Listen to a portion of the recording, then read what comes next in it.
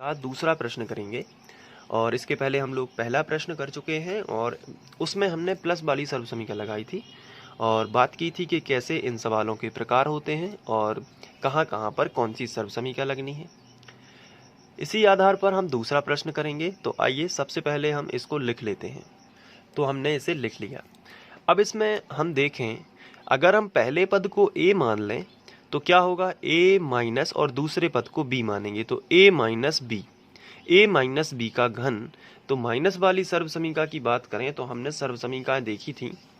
देखिए, ये तो होती है प्लस वाली सर्वसमीकरण, लेकिन इसके जो नीचे लिखी है ये माइनस वाली है। तो जब इस तरीके से हो कि a माइनस बी का घन, तो उसके लिए क्या होता है, a घन माइनस बी घन माइनस 3ab और ब्रैकेट में a माइनस बी। तो जब आपको प्लस वाली सर्वसमीकरण याद हो जाएगी तो आपको माइनस वाली याद नहीं करना है, केवल प्लस की जगह पर माइनस कर देना है। यहाँ पे देखिए सभी जगह। तो चलिए अब हम यहाँ पे पहले पद को a मान लेंगे और दूसरे पद को b।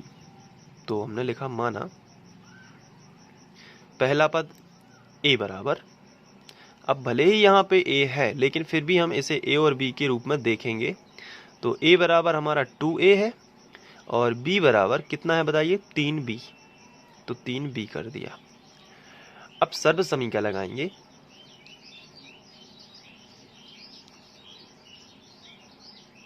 तो सर्व समीकरण क्या होती है हमारी, बताइए, a माइनस बी वाली। तो a माइनस बी का घन बराबर होगी a घन माइनस बी घन, फिर क्या होता बताइए, माइनस 3ab और a माइनस बी। देखिए सभी जगह माइनस आ जाएगा ये। अब इसके बाद हमें a और b के मान रखना है। तो बताइए a का मान कितना है, 2a। तो a की जगह पर कितना हो जाएगा, 2a माइनस b का मान कितना हो जाएगा, 3b और घन लगा है तो यहाँ पे घन लगा देंगे बराबर के नीचे बराबर। इसके बाद है a घन। तो a का मान बताइए कितना है, 2a। तो a की जगह पर हम रखेंगे 2a और घन लगा है तो घन लगा दिया, फिर माइनस है। इसके बाद क्या है, b का मान कितना है, 3b। तो b की जगह पर हमने रखा 3b और घन लगा दिया, क्योंकि 3 की घात है तो यहाँ पर भी 3 की घात। सिर्फ a और b के मान रखना है और कुछ भी नहीं करना है। माइनस है तो माइनस, फिर क्या है 3। a का मान बताइए कितना है, 2a। तो a की जगह पर कितना रखोगे, 2a और b का मान कितना है, 3b। तो b की जगह पर कितना रखोगे, 3b। इसके बाद होगा a माइनस बी। तो आपको भी a का मान कितना है, 2a माइनस b का मान कितना है, 3b। तो ये आपको रख देना है। तो ये तो आप कर लोगे और इस क्वेश्चन को करने के बाद आप सभी तरीके के क्वेश्चन भी कर पाओगे। इससे रिलेटेड आपको सर्व समीकरण याद होनी चाहिए ये वाली, और ये याद अपने आप हो जाएंगी जब आप इन पर प्रैक्टिस करोगे। तो 2a का घन है तो इसको कैसे करोगे, 2a का घन। तो इसलिए यहाँ पे आपको ध्यान से देखना, 2a का घन है, इसका मीनिंग ये होगा कि हमें 2a गुणित 2a 3 बार लिखना है। कितने बार लिखना है, 3 बार, क्योंकि कितने की घात है, 3 की। अब आपको क्या करना है, संख्या का संख्या में करना है। 2 दूनी 4 दूनी 8 और a का 3 बार a है तो 1 की घात यहाँ पर होती है, 1 की घात यहाँ पर होती है और 1 की घात यहाँ पर होती है। तो गुणा में घातें जुड़ती हैं तो 1 2 और 3। तो a पर कितने की घात हो जाएगी, 3 की।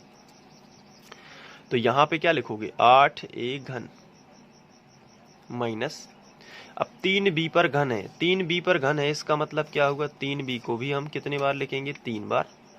तो वैसे आप लोगों में से कुछ बच्चे ये जानते होंगे इसका आंसर क्या होगा, लेकिन फिर भी हम लोग इसको कर लेते हैं। 3b गुणित 3b गुणित 3b, संख्या का संख्या में करेंगे, 3 का 9 और 9 तिया बताइए कितना होता है, 27। और b कितना होगा, b घन, क्योंकि 1 की घात 1 की घात 1 की घात टोटल कितने की हो जाएगी, 3 की। तो माइनस 27 b घन। अब इसमें करते हैं, पहले इसका गुणा कर लेते हैं। तो माइनस तो लगा ही है, 3 दूनी 6 और संख्या का पहले संख्या में करेंगे तो 3 दूनी 6 और 6 तिया 18 है। और a b, अब लेकिन इसके बाद ये कोष्टक है, तो अब इस कोष्टक को अभी हम ज्यों का त्यों लिखेंगे 2a माइनस 3b। अब इस कोष्टक को हम सॉल्व करेंगे तो एक स्टेप और बढ़ जाएगा, और यहाँ पे ये भी लिखना चाहिए, हम इसको भी लिख देते हैं 2a माइनस 3b का घन। इसके बाद आगे बढ़ते हैं, तो 2a माइनस 3b का घन बराबर, अब इसका इसमें गुणा करना है, बाकी सब ज्यों का त्यों, तो 8a घन माइनस 27b घन माइनस, अब क्या करेंगे 18ab का गुणा 2a में करेंगे। सबसे पहले तो संख्या का संख्या में करना है, तो 18 दूनी 36, पहले क्या करना है संख्या का संख्या में, 18 दूनी 36 हो जाएगा। फिर a का a में करोगे तो a वर्ग हो जाएगा, और b ज्यों का त्यों, क्योंकि यहाँ पे 2a है तो केवल a है, तो a का a से गुणा तो हो जाएगा, लेकिन b के लिए यहाँ पे b नहीं है, तो b फिर साथ में रहेगा। अब यहाँ पे माइनस है, लेकिन यहाँ पे भी माइनस है, तो माइनस माइनस का क्या हो जाएगा प्लस। अब 18 तिया 54 कितना होता है, 18 तिया 54। अब ए बी का गुणा b में होगा, तो a ज्यों का त्यों रहेगा, लेकिन b और b का b स्क्वायर हो जाएगा। तो इस तरीके से ये आंसर